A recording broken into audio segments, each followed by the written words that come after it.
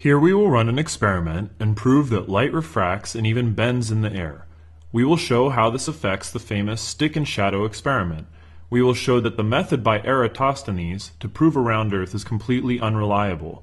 We will show how refraction can cause the sun and moon to curve towards you. We will explain why refraction is one of the most important topics in flat Earth and how it works greatly in favor of it. Other topics covered will be the stratosphere, density gradients, Snell's law, Fata Morgana and mirages, Nikola Tesla, the Sun Calc website, sunsets, the azimuth equidistant map, the false math of relativity, the diameter of the sun, the moon's face, light speed fallacy, and several other topics. If you want to see specific topics, here is a table of contents. However, we recommend that you watch the entire video, especially the parts on refraction. In our last video, we proved that air density can cause the sun to get cut off from the bottom because air isn't transparent. However, now people have asked about the sun's position in the sky and its elevation angle and if it could truly set based on estimations of its size. I've decided to make one final video on the subject to cover other important topics, a few which have not been discussed yet in the Flat Earth movement. In the experiment, we made sure to make accurate measurements to determine the altitude of a laser pointer using the stick and shadow method. We simulate refraction in the atmosphere using a pail of water. Then we triangulate the difference in altitude. First, you can see the setup of this experiment so you can try it at home. You would need a laser pointer, a pail of water, a thin stick, and a tape measurer. We made measurements and marked them. We ran the experiment several times and with different lights. The stick and shadow experiment method of measuring the sun's distance is one of the oldest round Earth experiments. It was widely ignored for thousands of years by all of the major cultures and religions until the theories became popular again in Europe. The technique involves measuring the height of a shadow compared to the object that casts it. Then you have a right-angled triangle. If you measure the distance of that city to a second city or a city that is 90 degrees below the sun, you can get a very good guess of the height of the sun. Eratosthenes guessed that the Earth might be round because he was unable to get an accurate lock on the sun's altitude from this experiment. It's worth pointing out that the stick and shadow is much worse at predicting the sun's altitude in a round Earth, and it is not even used to do so. The experiment is a complete fallacy, mainly because the atmosphere is layered. These layers create a density gradient. Each layer will refract the light in a different direction because the refractive index of the primary elements it contains will be different. From our example, we prove how when moving from air to water, the shadow will increase, resulting in a lower than expected elevation. The reverse is true when moving from water to air, or more specifically, from a high refractive environment to a low one. Here, you can see us move the water in and out of the path of the laser. There are a few things that happen. First, the shadow length increases a couple of inches. Also, we can tell that the position of the light on the ground has changed. Additionally, the diameter of the light has increased. This works against a round Earth, especially when they say they don't see an increase in the sun's diameter at sunset, mainly because the sun would pass through water and other refractive mediums and absolutely increase its appearance if their claim had any truth in it. Furthermore, you can even see the angle change within the water, which is quite beautiful. If we film from under the basin, we can see the sun change positions. To prove that the plastic container does not greatly exaggerate the shadow or light, we remove it from the light. Although it does cause a slight difference, it's not as significant as the water. We take the water out of the container and pour it back in. In this segment, you can watch as the shadow grows in the light. You can also watch the light change positions on the ground. And here, for comparative purposes, we shine a regular light on the stick. Here we show how the shape of the container, such as in the case of a cloud, can do the reverse and shrink the shadow, causing the appearance of a higher sun. We show side by side a ball of crystal and the round water container. At the conclusion of this experiment, we triangulated the values of the measurements to show the difference in altitude. The results are shown here. In a moment, we will teach you how to triangulate these. Many flat earthers say the sun is 3,000 miles up. It is unclear what experiment is used to know the true height of the sun. Our guess is no such experiment will exist anytime soon. In any case, this would mean a 25-degree elevation angle at sunset. Obviously, even with air density blocking the sun, that is hard to justify. It turns out that the sun and moon tend to set on the horizon at roughly 10,000 kilometers away from the observer. If the stick and shadow experiment changed due to atmosphere, the question remains, in which direction does it change? And how does this affect both models? First of all, for every question we answer, there will always be two new questions. We are all in the search for truth. with the exception of the enemies of truth, of course. The question you need to ask yourself is, what model has greater margin of error, a flat Earth or a round one? In the game of pool, the longer the shot, the more difficult it is to make. If you are going to claim the sun is 93 million miles away, even the slightest change in angle of elevation will debunk your model. Let me introduce you to the absolute beauty of refraction. In this video, you can see how light bends in water. In our experiment, the angle was straight, but what's happening here? Why is light bending? Well, the best part is you can repeat this experiment at home. You just need a pail of water, some sugar, and a laser pointer. In our last video, we discussed buoyancy. Well, the sugar dissolves in the water and then goes to the bottom of the pail. To make the experiment even more fun, try adding different dyes or even try adding oil. You can see in each medium the light's angle will do something completely different. This is what is called a density gradient. Our atmosphere is a giant density gradient. It is filled with many different chemicals. The troposphere contains a lot of water. Humidity can be 30 to 70%. The lower atmosphere is mostly nitrogen and oxygen. It also includes argon, helium, hydrogen, methane, and many other chemicals. There is other levels of the atmosphere, unfortunately off limits to citizens. The highest unmanned balloon a citizen has launched into the sky was 53 kilometers. Because of buoyancy, helium and hydrogen rise. Therefore, there is a tremendous amount of those elements in the stratosphere. There is the ozone layer filled with O3, oxygen, and there is the magnetosphere. The magnetosphere can ionize the air, and obviously a magnet can have a profound effect on light. This effect is called the Faraday effect. It's where the polarization of light is rotated while it travels through transparent materials. There are many lab experiments to show electromagnetic effects on light. Also, this is a field that requires a lot more study. Some scientists say that magnets don't affect light, but consider that light is moving at extreme speeds. So a single magnet may not be too noticeable. However, a giant magnetic field such as the Earth's field can certainly affect light. As you can see, buoyancy absolutely must separate the elements of greater densities. This means that NASA is clearly not telling us the truth about the elements contained in the stratosphere, and they are probably not telling the truth about the air pressure there either. When hydrogen and helium rise, they obviously do not disappear. No, they settle at the top and they stay there. It is almost unbelievable to say that nitrogen is the most common element in the sky when there is so much helium and hydrogen rising. Not to mention other combinations thereof. Take a look at our buoyancy diagram. This is what we call a density gradient. The cutoff lines are actually pretty clear. Let's take a look at a density gradient in a laboratory. Here we can see that the light is bent downwards and then it is bent upwards. In fact, they even split the beam of light and recombine it later. Pretty amazing, right? Still not convinced?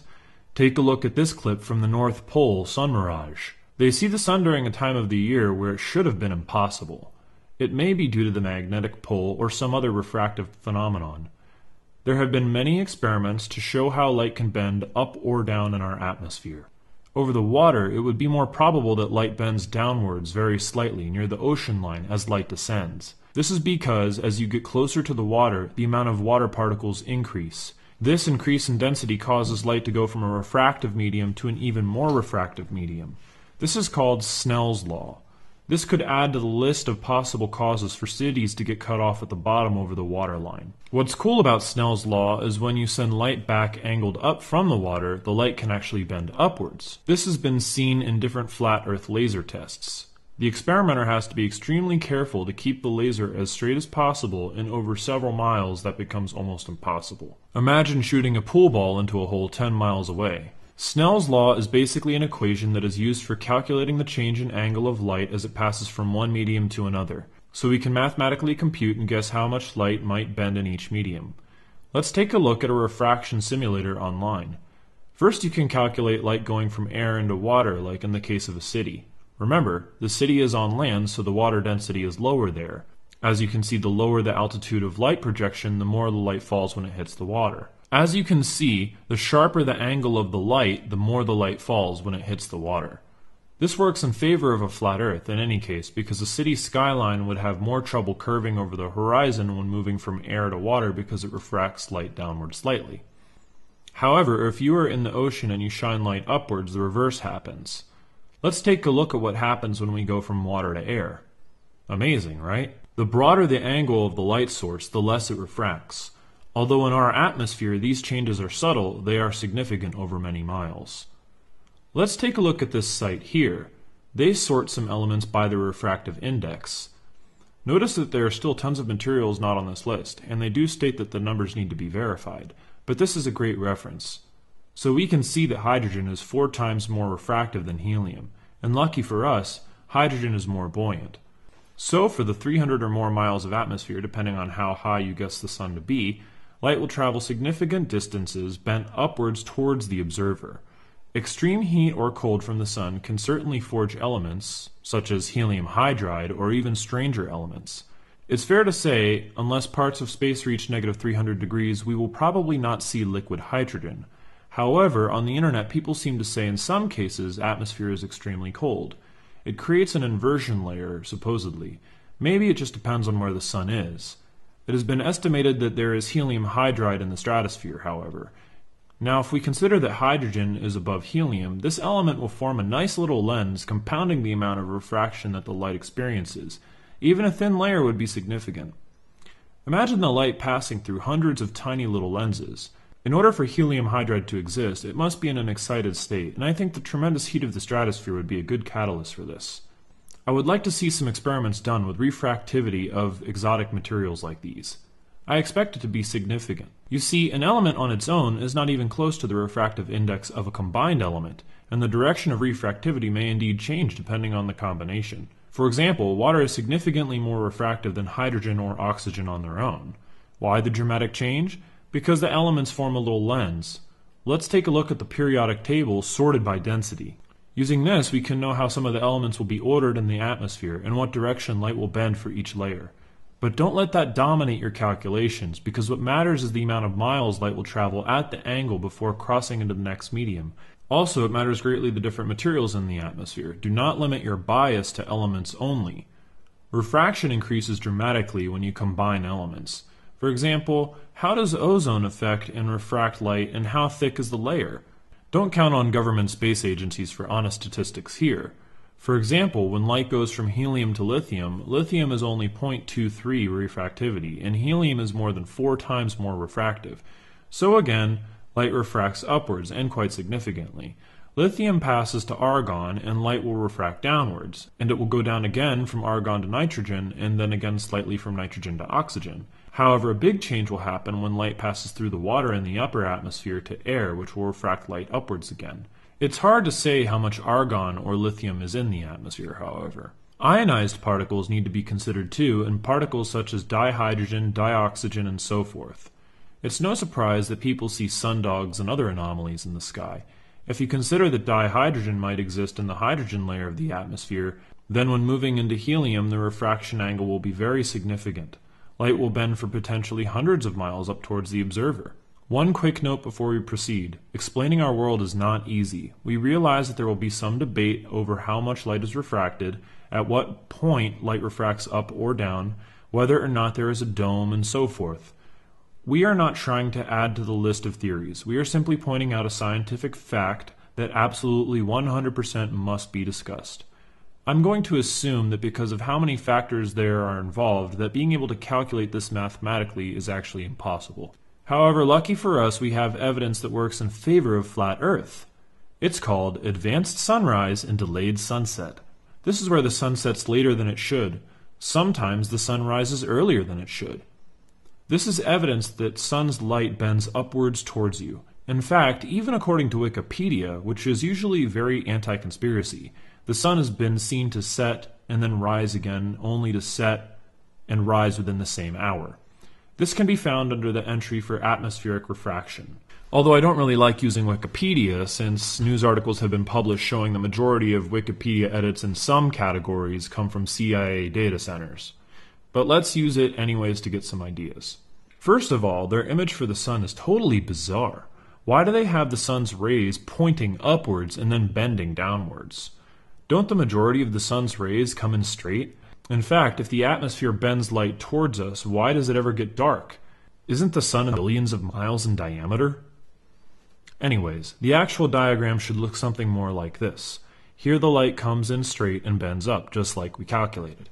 First off, it says astronomers will never shoot a star 20 degrees below the horizon because of refraction. Then it says that refraction is caused by the temperature gradient, the temperature, pressure, and humidity. This is extremely interesting. Did they forget the refractive index? We just got finished looking at refractive indices, and they ignore it. But they add some useful information, temperature. This is a huge factor in refraction. You see that the atmosphere gets extremely cold in some places and extremely hot in others. You will see how much this matters in a moment. Here they say something else. They say, when the bottom of the sun touches the horizon, its true altitude is negative. Did you see that? That means it shouldn't even be there. And since they are assuming a curved Earth, imagine if they assumed a flat Earth. That would really change all of their calculations. It then talks about an example once of how the sun set only to rise again an hour later. That's right, an hour later. And then it set an hour after that. And then it rose and then set again within the next 20 minutes. This is a classic example of advanced sunrise and sunset. Then they give some formulas, although these formulas might be kind of useless because they would have to know the exact elements contained in the atmosphere and the changes in temperature, especially in the thermosphere. And then a calculation so complex would never be reduced to such a trivial equation. However, this formula is interesting. Here it says the amount of refraction increases 1% for every 3 degrees decrease in temperature and increases 1% for every 3 degrees increase in temperature. How these were arrived at is not really clear. It looks like they based this off of the previous equations and more assumptions. The numbers seem way too linear, but if this is true, then the extreme cold or heat would dramatically change refraction. Is there an experiment we can do at home to prove this equation? Probably not. And I'm sure it wouldn't really give us any help on the extreme heat of the sun and how it affects things. After all, on a hot day over the road, light starts bending all over the place. We can probably just relate this to pressure and density. Cold air is more compact with more molecules and hot air disperses with less density. So that affects the density gradient. This is why hot air balloons rise. They say you can see certain dispersed wavelengths with a refraction corrector, which is a rotating prism. But I doubt this would work over long distances because that light could easily be blocked and reflected. Also, the refraction of light makes the calculation of stellar parallax completely impossible, especially on the ground. In fact, refraction pretty much debunks the idea that stars are traveling up to 1 billion light years to reach us. The probability that light would be refracted, curved, and generally moved all over the place, it may as well be 100%, since they're saying that there are stars that are quintillions and septillions of miles away. Even a change in a trillionth of 1 degree would cause the light to miss the Earth completely. At the very least, you would see stars disappear for a little while to reappear again. Have you ever watched a light moving in water? Notice how it bounces all over the place? It's convenient for NASA that they'll tell you that space is just infinite miles of vacuum, even though they've really never been out there. This is probably another reason they tell you the galaxy and solar system are flat, to avoid the amount of protests they would get otherwise.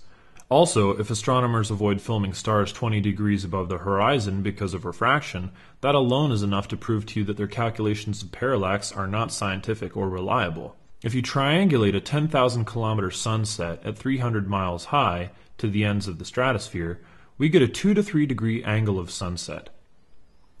This certainly makes the sun easier to block with air. In fact, anything within 10 degrees is worth discussing. Another reason why this subject is so important is because it can potentially explain why the moon only shows one face. Flat earthers tend to ignore this problem. The moon, no matter where you stand, shows the same side. What type of magic holography is this? Well, if you consider that the atmosphere is potentially bending light towards the observer, then it makes sense that a flat light would change its angle towards us in the atmosphere. Let's take a look at some different types of holography while we are on the subject. Here you can see a coin appear on top of a cylindrical base. No matter what perspective you view the mirror, it looks like the coin is sitting on top of the base. Try to grab it, it's not there. The trick is in the mirrors on the inside, a brilliant little design, like a cylindrical pepper's ghost. Of course, there are almost endless ways to design a system like this. Now let's take a look at lumographic lenses. These things are completely awesome. Depending on the angle that you view the lens, you can see a different image.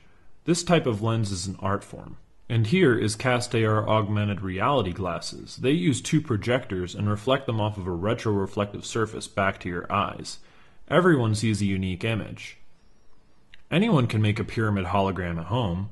Here I filmed a holographic moon myself using a simple pyramid made from my transparent sheets. For those people who theorize that there is a dome or firmament above us, whether it is made of ice or any other material, that could definitely reflect light back to the observer at various angles. In addition to reflected light, there is projected light. Light from a projector expands as it moves away from you. However, this also depends on the shape of the lens. A flat light source like a television screen would cause almost no increase in size as you move away from it. Perhaps this is why the moon and sun have a slightly round appearance. It would also be another possibility to explain why the sun does not shrink as much as people anticipate. Also, the further you are from the sun or moon, the sharper the angle is to them and the greater the refraction. Also, the more miles the light must travel through the thermosphere to reach you, and the more profound a small change in angle will be. Have you ever seen a moon set? Have you noticed that it almost always seems to move faster in the sky the last few moments as it descends? The sun seems to do the same thing. Right before sunset, it quickly drops a few degrees. Why? Finally, on this subject, we can see hundreds of examples of sundogs, double suns, double moons, and other things like this in the sky. It's hard to make sense of these sightings and decide which ones are valid. However, multiple suns is a pretty common occurrence. Also interesting is the alleged sighting of Rahu, which is a semi-translucent disk said to be the cause of eclipses. Something similar to this could cause the moon's phases. Or, considering that the sun and moon are constantly refracted, this introduces a wide new range of possibilities for the moon's phases. So let's check out a website called suncalc.org. Many flat earthers come to this site to attempt to measure the sun's height in the sky by triangulating elevation angles. First of all, how does SunCalc know the elevation angles? It doesn't. They guess them based on what they believe the curvature of the Earth to be. Although the angles have just been completely disproven, let's make some observations. If we use this site, we can find out that the sunset almost always happens at 10,000 kilometers away from the sun, or 6,200 miles. This means roughly the elevation angles the site gives you will go down 9 degrees for every 1,000 kilometers from 90 degrees dead center. You can test this yourself. There will be some variations. Let me show you how to calculate the sun's height in the sky. It's easy when you know how. I chose a city that was on the equator with a 90-degree elevation angle to the sun and at sea level to make this very easy. Then I chose multiple cities at random. I will link my choices and results in the description. Now we measure the distance of our cities by using the longitude and latitude. I'm going to use Google Maps. However, before I proceed, there's one thing you must know and never forget. Google thinks the Earth is round, so that will cause distances of cities, especially at long distances, to be wrong. Google also uses the Mercator map, one of the most blatantly inaccurate maps ever drawn. Greenland on that map appears 13 times larger than its square mileage. The equator is moved downwards, and the northern hemisphere is drawn almost twice as large as its actual size. Countries that are anywhere from 10 to 50% of the size of other countries are drawn much larger. The excuse given was, it's hard to turn a ball into a flat map. But that doesn't explain why the northern hemisphere was so exaggerated, nor does it explain why Mercator chose to shrink some countries while he greatly exaggerated the size of his European employers. At a very minimum, the map is racialist. There is other map options too. Google could be using the Peters projection, which is far more accurate because at least Peters tried to draw the countries more true to their size. Why in 2016 does Google still use this ridiculous map? So is there a map that accurately shows the size of countries? Of course there is. This map is called the azimuth equidistant map. This map projects the countries on a circle, each one being the correct distance in relation to the center point, the North Pole. The Egyptians used this map for stellar maps. It matched the stars. They will try and tell you that the southern hemisphere is exaggerated, but is this true? No. If you look at the size of Africa and South America, they seem to be almost precisely drawn the same size as their square footage.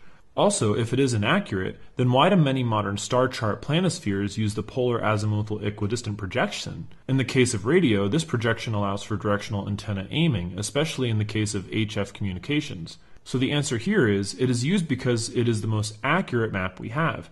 This is why it is the UN flag logo, and this is why flat earthers use it. Round earthers will argue that Australia is not in the right position, but it is. This is why you can calculate sunsets 10,000 kilometers away from Australia, and this is why the sun almost never appears south of Australia, and why the azimuthal equidistant map works for all telecommunications and projections. Another point here is you get 24-hour sunlight near the North Pole during the Arctic summer, but you never get this in the South Pole.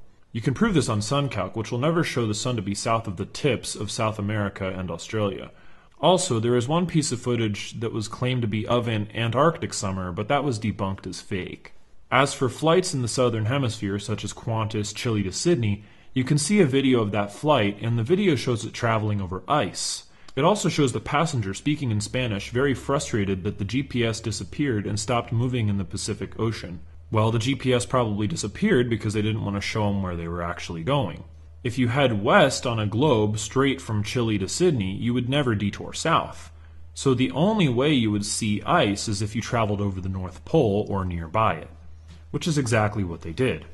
There is almost no direct flights in the southern hemisphere. The ones that claim it are constantly delayed, or you have to phone in where they end up giving you a different flight with a stop, or they're extremely expensive and the sites usually list clearly incorrect flight times and hours and other confusing data on the sites. The reality is that there's almost no direct flights, and the ones that do exist could probably fly a little bit faster without the passengers knowing. There's already many videos on this subject. All flights mapped on the azimuthal equidistant map are almost always straight lines, because why would the pilot waste gas? On a round-Earth Mercator map, impossible nonsensical detours are made. Okay, so when we have our distance, we can then find the height of the sun. So far, a few assumptions have been made. First, that the distance we have is 100% accurate, and second, that the elevation angle given by SunCalc matches the actual elevation angle at the day and time you are trying to measure it for both cities. The first city must be 90 degrees below, and the second city must be the exact distance, and you need to know its elevation angle. For now, let's just use SunCalc's numbers so you can see how it's done. After all, this is only to show you how to triangulate. We now have all the variables required to calculate height. We then go to a 90-degree triangle calculator. We enter the distance to the city below the sun, and we enter the angle of elevation, also called the altitude, and voila! We get the height of our sun. Now, this same method was used by the infamous Eratosthenes thousands of years ago using stick and shadow. By the way, isn't it ironic that round-earth believers will mock flat earthers saying we believe in old theories, yet they constantly use a guy who's been dead for 2,000 years as their go-to argument for sun angles? Even when, for those 2,000 years, the leading theory was flat Earth? Round Earth was only popular in European-ruled countries, and even then it was unproven and constantly debated. Only when there was the advent of radio and television, and then NASA went to the moon, did the world change its mind. Anyways, Eratosthenes used a stick and shadow method for measuring the height of the sun. However, he was unable to determine the height, so he assumed we were on a curve. You see, if the Earth is curved, you only need to know the angle of elevation, and not the sun's distance. Very convenient. We don't have to care anymore. You see, in a curved model, the sun can be anywhere along the same tangent as long as the diameter of the sun matches our perspective, because in this model, the sun's not moving relative to the Earth. Even though they say it zips along the universe at a zillion miles per hour, however, the problem it avoids solving, it creates hundreds more. For example, if you try to calculate the sun's distance using known cities with the assumption of a curve, you get some pretty ridiculous results ranging from 1 million to 100 million miles. Sometimes the stick will be pointing away from the sun and you won't be able to calculate it properly. Imagine trying to shoot a pole ball into a hole that's 100 million miles away. Could you do it? You can see how many times the sun's estimated distance has changed for the round Earth model over the years, with margins of error of 100-fold. This obviously is not the scientific method. You have literally zero margin of error, and it absolutely does not match what we measure with stick and shadow when we are strictly trying to know the sun's height. So why would people who believe in a round Earth force flat earthers to follow strict measurements that they themselves don't follow? How can a citizen determine the sun's distance on a round Earth? They can't. Only space agencies claim to do this, and here's why. You see, calculations of the sun distance have been made by looking at the alleged parallax of Venus over the sun. They don't share the intimate details of this test, and I doubt it could produce the same results twice. This number cannot be calculated without assuming the distance, trajectory, and speed of Venus, assumption built on top of another assumption. They say they determine Venus's distance by transferring radar signals to other planets, something based falsely on the speed of light, which we will discuss later. And of course, results that can only be confirmed or denied by government space agencies. Because, you and I aren't going to be able to fly to Venus anytime soon. The flat Earth model does not believe that planets are terra firma. They are just lights, which makes sense because they appear to emit light. The flat Earth doesn't make many assumptions. Instead, they constantly research and they perform scientific experiments that anyone can perform. Although in this video, we have speculated on different theories for the moon and chemical makeup of the atmosphere. However, this is done to hopefully inspire more research into the subject. The stars and heavens remain mysterious until we know otherwise. This follows the scientific method. Until the problem is solved, we remain agnostic. However, there is a lot of videos on the subject of CGI and how preposterous NASA's images of the planets are. It's like they don't even try. Okay, so the results of my experiment were as follows. As you can see, the sun appears lower the further away it is from the center point. Why is that? Because they're assuming a curve, so that would cause the predicted elevation angle to not have our distance in a straight line, causing a steeper angle up until sunset. Using SunCalc, the closer you are to the sun, the higher the result. Keep this in mind because the higher the sun, the higher the elevation angle needs to be when the sun sets 10,000 kilometers away. This means the more air that it needs to block the sun, or the lower it must appear due to converging lines of perspective and, of course, refraction. Also, I've noticed that a lot of people do the stick and shadow experiment in relatively nearby cities, and I've noticed that there isn't really that many stick and shadow experiments done near sunset. Anyways, we are not going to use SunCalc. We are going to use real measurements from real people. And guess what? It's extremely hard to find anyone on YouTube who filmed themselves using the stick and shadow method and gave their time and GPS location. But I did find one video from Poland made in 2013. Let's take a look at their results. Here is the link of SunCalc for you to calculate the angles from the results of the Poland experiment. Now at this location, SunCalc says the elevation angle is 45.73 degrees. SunCalc is usually set for a universal time, and they might subtract or add hours depending on your IP address. In our case, it was UTC minus 7, which is 3 a.m. UTC, which is 10 minus 7, which is exactly 12 p.m. in the time they listed in the video. The Polish kids measured 43 degrees. That's off by almost 3 degrees. But of course, these angles will never be accurate because of refraction. So if the Earth is round, then why do the results of these kids not match SunCalc's predictions? If we were to triangulate that shadow to calculate the sun based on a curve, we would never make it to our 93 million mile sun. But in a flat Earth, it's okay because the sun is close and we care about knowing its nature and distance. So now I'm going to choose a city on the equator. I chose this location.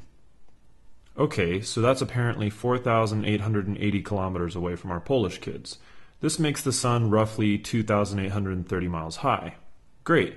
So now we know why flat earthers thought the sun was anywhere from 1 to 4,000 miles high. So let's now find out the angle at which the sun should set. Remember, 4,880 kilometers is extremely far. That affects our results too. So let's go back to our triangle calculator and plug in these numbers. We assume the sun will set at about 6,200 miles away, or 10,000 kilometers. Now we get 24.5 degrees for the sunset. For the time being, let's ignore refraction, because now I want to talk a little bit more about air density. If we use our triangle calculator, we can start to find out how far and high our wall of air needs to be to block the sun at this extremely inaccurate angle. This is being done just to prove a point.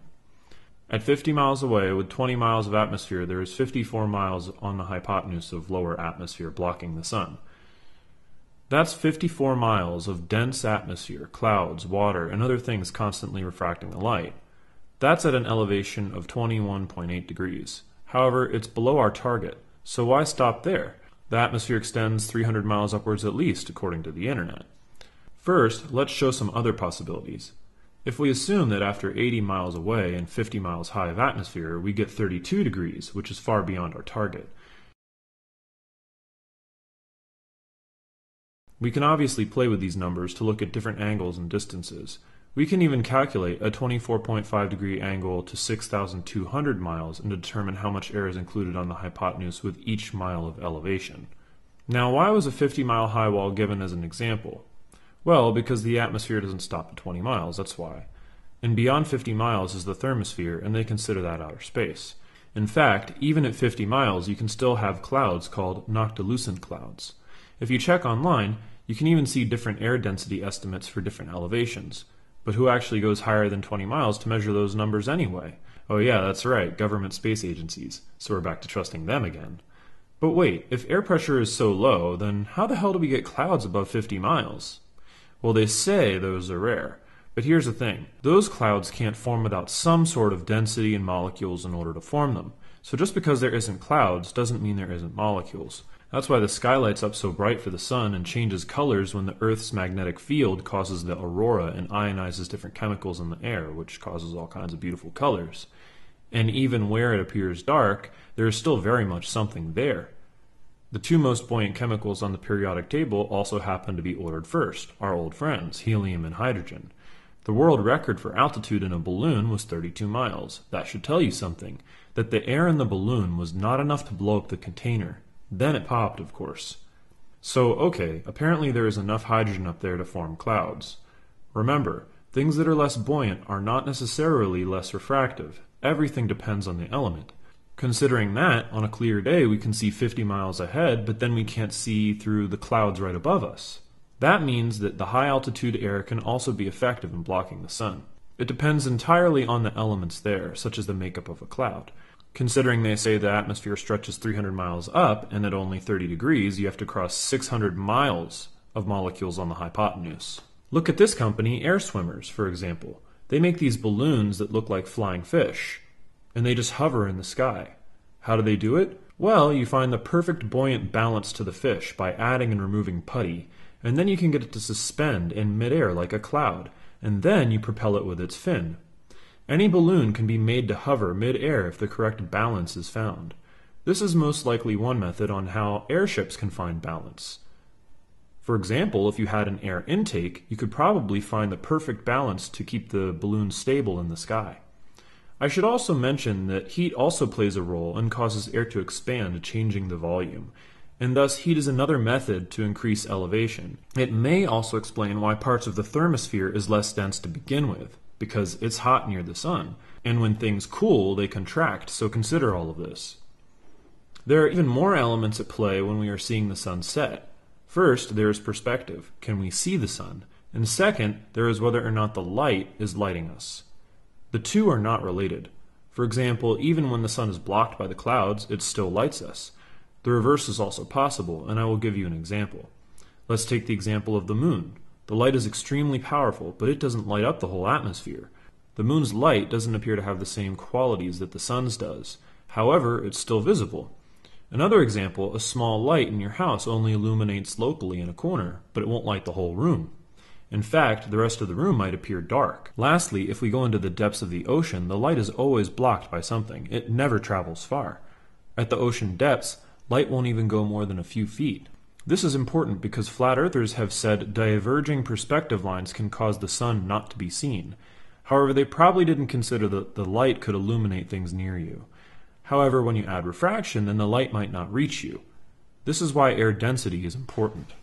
Okay, but let's not rely on converging lines. Let's try to explain perspective with converging lines.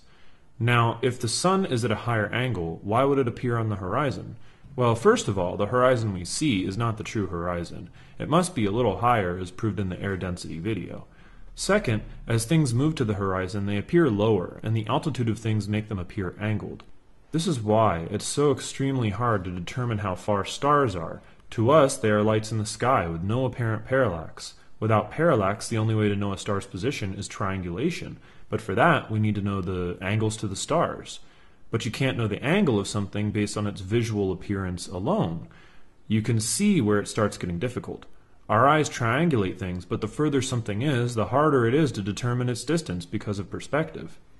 This is also true for multiple cameras and 3D triangulation of points. It's a common problem in computer science. That's why 3D reconstruction is so much easier with parallax and distortion of known patterns, like in the infrared projector on a Kinect camera, or by using multiple photos. If you enjoy the subject of perspective and higher level math, then I'm going to recommend you watch videos about projective geometry by Norman Wildberger, who gives amazing PhD level lectures on the subject. This subject used to be taught in all schools before the 20th century, but they stopped teaching it for some reason, something that Norman laments. He seems to think our math has actually gotten less rigorous. Perhaps that's why there was so many good artists in the Renaissance period. So let's take a look at this video by Fouquet World.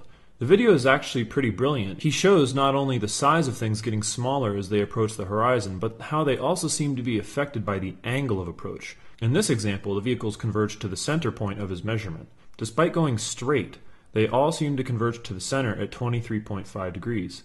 This is a funny coincidence that his observation matched the round Earth proposed axial tilt. What he also shows is that over and over again things dip below the camera's perspective despite being on a flat road, mostly because perspective and extremely small bumps in the road. Also, our eye's lens is curved, and so is the lens of a camera, and this is something that I don't really see discussed often. Now, we already know that wide-angle lenses causes things that are far away to curve. This is why fisheye lenses are totally ridiculous choices for filming the horizon.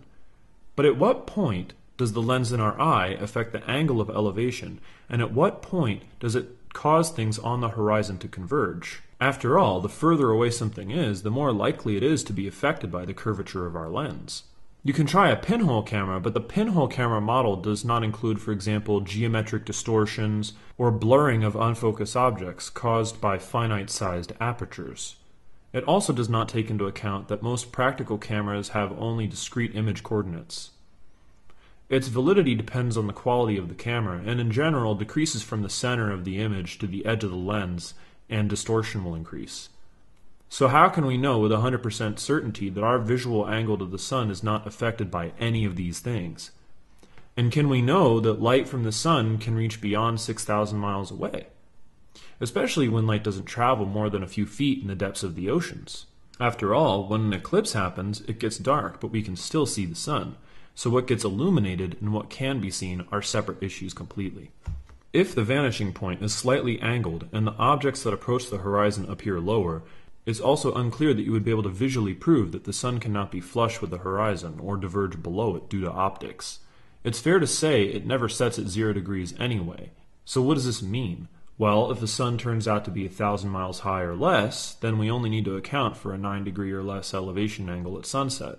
This is pretty ideal.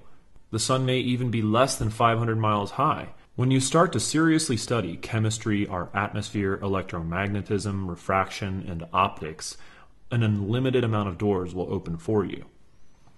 So the different ideas work together perfectly, and you can see how important it will be for people to continue research. And then they start to say things about the thermosphere like that it reaches 2,700 degrees, but then they make excuses as to why that won't melt the ISS.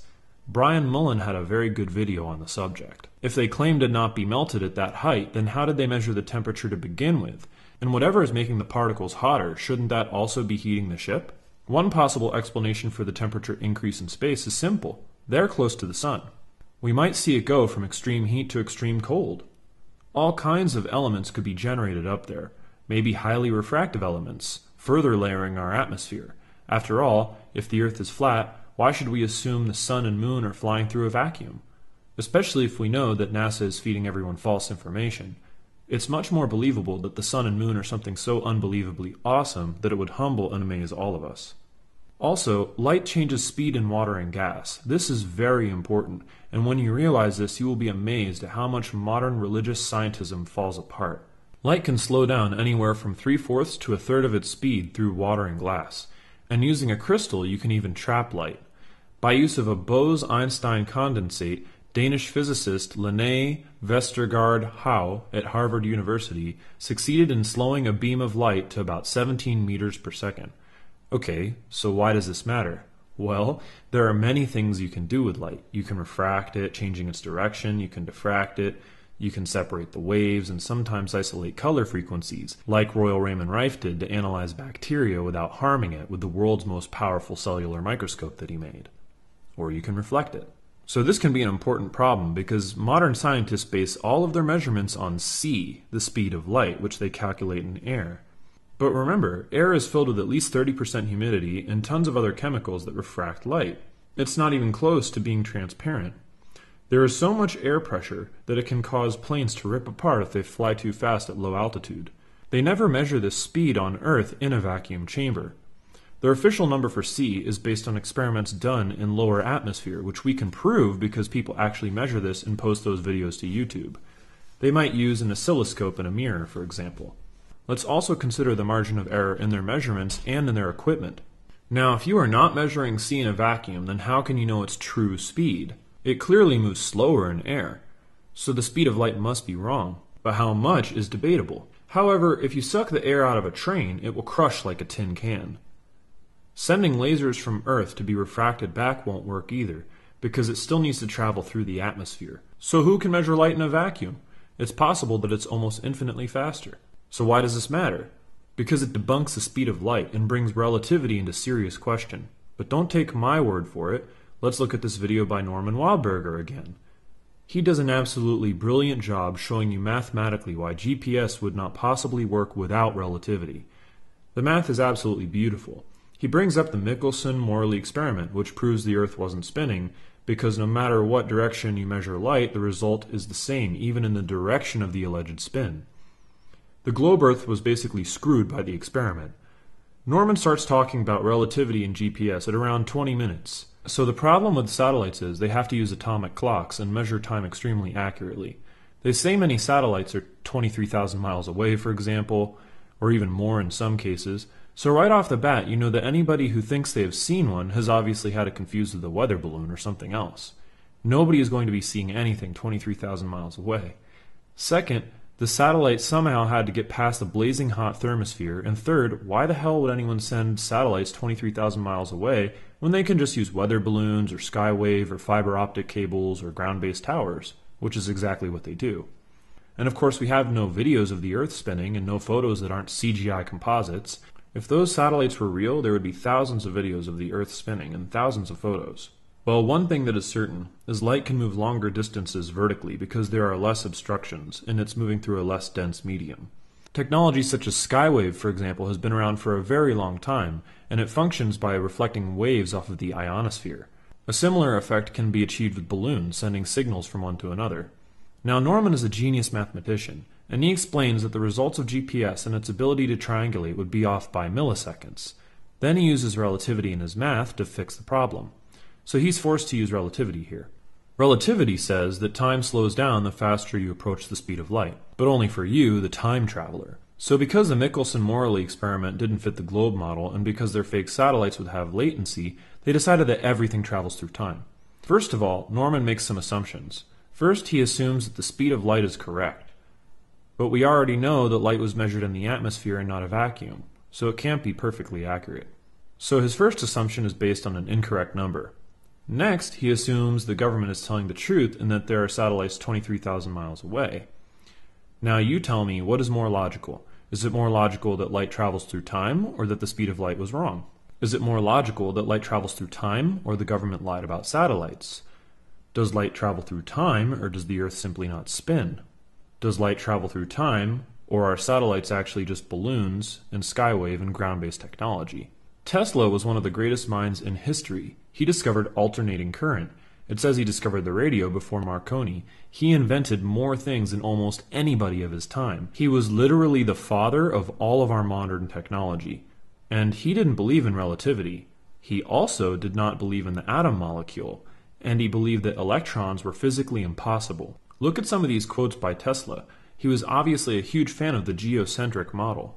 Tesla believed in the scientific method. He did not agree with the idea that you make up a theory to explain a phenomenon. That is the reverse of the scientific method. It borders on religious dogma. Tesla would lament that science moved away from experimentation and into math and conjecture. But Einstein didn't care. He's famous for saying, if the theory does not fit the facts, change the facts. In other words, what he's basically saying is, I'm right, and if you don't agree, I change the laws of your reality. We are men of action. Lies do not become us. Well spoken, sir. Relativity is just as nonsensical as his idea of gravity bending space. They always show you space bending on one plane, but if gravity bent space, it'd have to bend it in all three dimensions on all planes simultaneously, which is basically the same as saying nothing. And they made Einstein the man of the century instead of Nikola Tesla or Mahatma Gandhi or somebody else. Where Tesla gave us the modern world, Einstein gave us mathematical excuses. Also, if the speed of light is wrong, then light years are wrong, and so is every calculation that space agencies do. Stellar parallax was in constant dispute in the early 1900s. If you can't accurately determine the exact angle of refracted light, then why on earth would you think you can determine the parallax of a star? Well, there is no stellar parallax, and it is much more logical to assume the stars go around us. Otherwise, the stars would move in synchronicity and force scientists to assume the galaxy is flat. Scientists also assume that the solar system is flat. But how can the solar system or galaxy be flat? That is a statistical impossibility with no regard for 3 dimensions.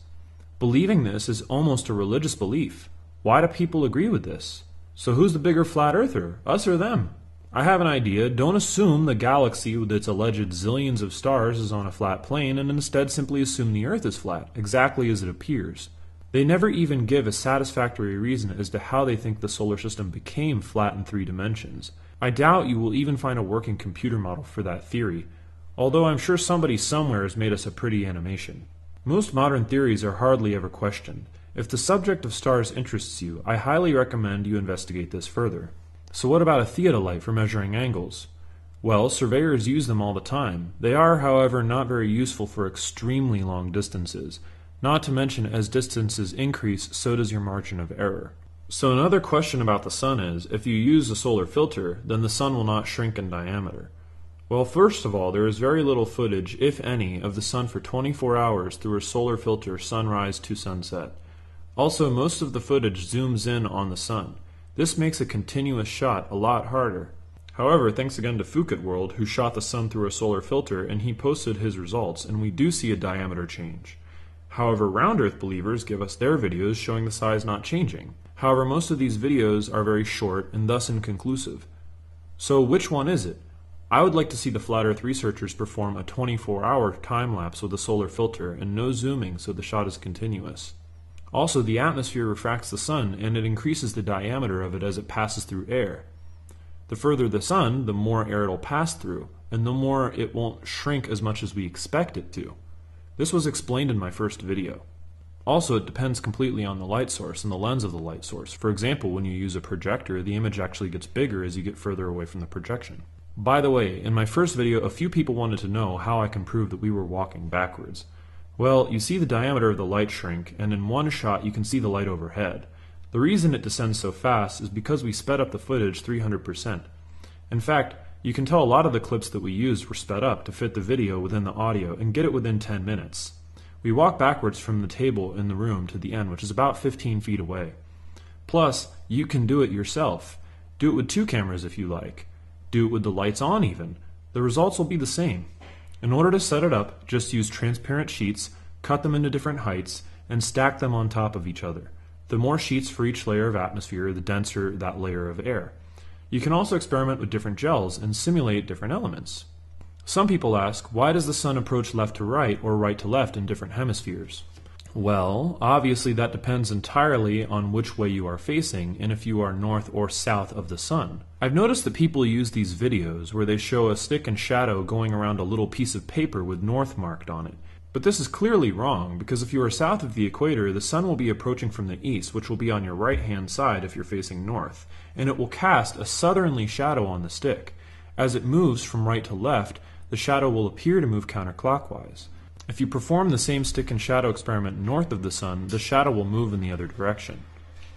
Of course, the sun can't change from clockwise to counterclockwise. The sun's path at the equator is never straight up and down. On a flat Earth at 90 degrees under the sun should always swing in slightly northernly. Also, the equator is not possible in a round Earth model. The equator's position in both models depends entirely on the season. In a flat Earth, the sun traces different circles spiraling outwards for the seasons. In a round Earth, you can't have an equator because of axial tilt. This causes the Earth to be on one side of the sun 6 months later. The side of the Earth that was tilted towards is now tilted a ways. That's their explanation for seasons, but it doesn't actually make any sense. Look what would happen to the South Pole. If the South Pole was ever exposed to the sun like that, the temperature would rise dramatically. But if you compare North and South Pole temperatures, the South Pole is always a lot colder. So which model better explains seasons? Easy, the flat Earth model. The flat Earth model has the South Pole along a much larger line and further from the Sun. Also, equatorial countries keep a very consistent temperature year-round, and northern cities get unbelievably hot, like Vegas and Mexicali, despite being slightly above the equator. This is because, in the flat Earth model, the Sun spirals inwards and outwards depending on the season. In the flat Earth model, the Sun spirals would average in the center of the equatorial line, giving a pretty consistent temperature, but it would move slightly above and below it to account for seasons and would still be distant enough to set from everything. We can also measure 10,000 kilometers from every single point from where it sets.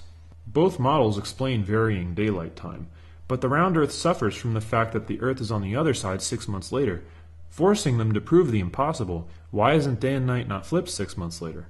So the flat Earth is a lot more modest in daylight times. If the Sun is further south, it circuits near the southern hemisphere countries for much longer. Also, the Sun's speed in the flat Earth increases during that time.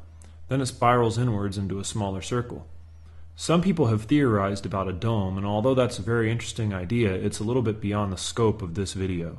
There are many theories out there. Some think there is more land, some think there is a dome. What is absolutely certain is we are not on a spinning ball.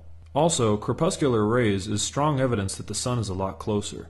A great video by P-Brain was done on the subject, where he shows how the light angles would come in. Now, you might say that this is due to perspective, but the problem is crepuscular rays are pretty localized. There are also hotspots from the Sun, and the angles of crepuscular rays are extremely sharp. The Sun appears closer because it is. Finally, we come to one of my favorite subjects, and that is the subject of Fata Morgana. Fata Morgana is a complex form of superior mirage that is seen in the narrow band right above the horizon.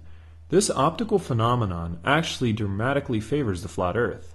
In my previous video, I explained how the waterline can appear slightly higher due to the tremendous amount of water particles near the water's surface, which can form an inferior and superior mirage.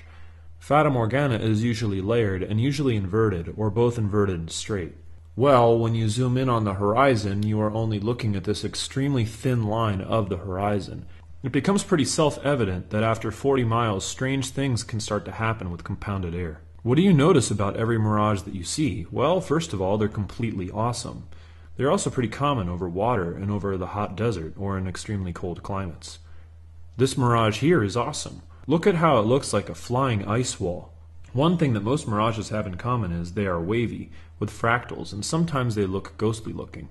Compared to the time-lapse of the Chicago skyline, there is absolutely no way this is a mirage. It looks nothing like the images you just saw. The entire city is intact, and there's no wavy lines or inversion layers.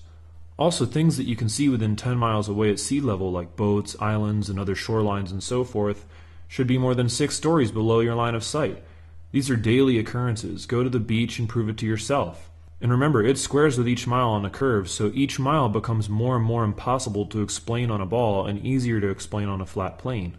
We can even see some things up to 100 miles away on a day with good clarity. So we can obviously tell the difference between what is and what is not a mirage. Look at this crazy mirage over the desert road. It looks like the road is a pool of water and the car drives into it and almost gets devoured by the light. Now, an inferior mirage usually causes the illusion to appear below, and a superior mirage usually causes the illusion to appear above. The superior mirage is usually considered a little more stable because cold air stays below on the horizon line. However, any air current or heat on the water from the sun will cause the heat to mix with it, and that's why they're extremely rare. Flat earthers avoid the subjects of mirage and refraction, but this should be their favorite subject. It usually works in their favor. Superior mirages are more common in northern climates over ice because there the air is cold enough to make the effect more probable. If inferior mirages and Fata Morgana are more common, then we can prove that the majority of mirages are actually unstable. This type of mirage is commonplace in the desert and over lakes. Inferior mirages are not stable. They will constantly shift and change forms.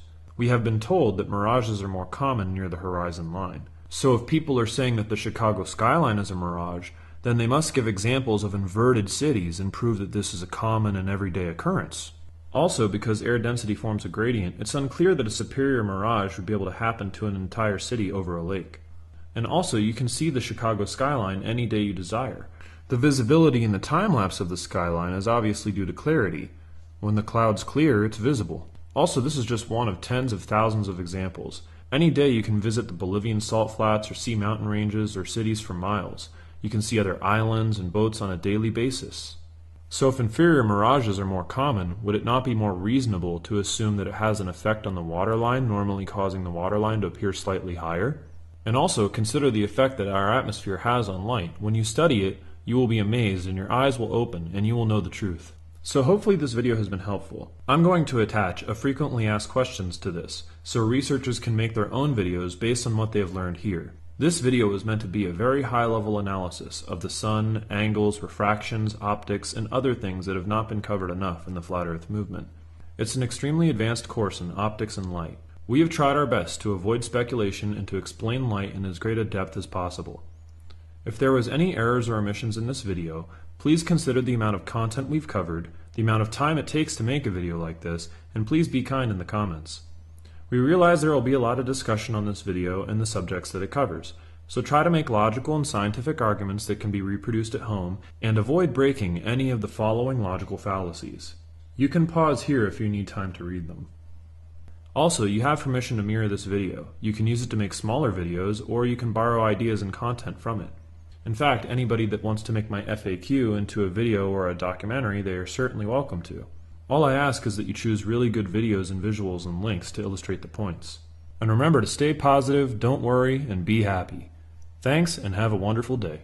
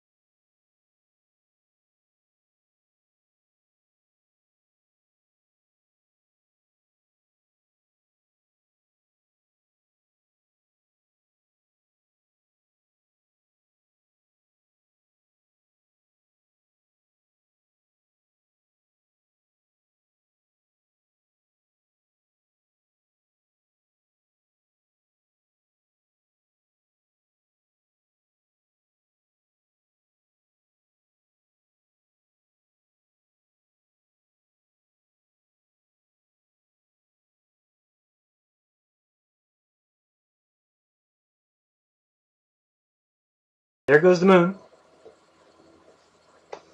Now, somebody explain to me what is going on. Inconceivable! How is the moon moving across the screen? I'm not doing anything. The button's on play. You can see the time in the lower left. Oh, little left-hand turn. And they're off. Oh, it stopped. So maybe it's going to hang out there for a little bit. Because we all know the moon moves so slowly around the Earth. It takes 20... Oh, wait a second. The moon's moving. Holy smokes. Watch out. It's going to hit us. Yeah, that's real. So honestly, I need one of you NASA groupies to tell me what is going on here. Please explain it to me. My imbecilic mind is not capable of scientific thought, I guess. So you'll need to come in and tell me what's going on, because that makes no sense.